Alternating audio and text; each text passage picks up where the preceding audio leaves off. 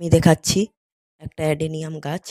এই অ্যাডেনিয়াম গাছটা আমি 3 বছর আগে কিনে এনেছিলাম এবং কিনে এনে জন্য মাটি হিসেবে ব্যবহার করেছিলাম 1 ভাগ মাটি, 2 ভাগ বালি, 2 ভাগ কলমকুচি, সাব ফাঙ্গিসাইড, 1 চামচ হাড়ের গুঁড়ো, 1 চামচ নিমখোল, 1 চামচ শিংকুচি।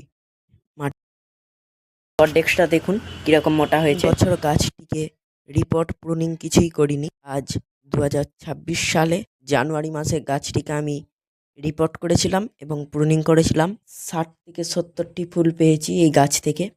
যেহেতু এবছর প্রুনিং করেছি, হার্ড প্রুনিং করেছি, তাই ফুল সেরকম পরিমাণে এখনো আসেনি। অ্যাডেনিয়াম গাছটার ফুল দেখুন।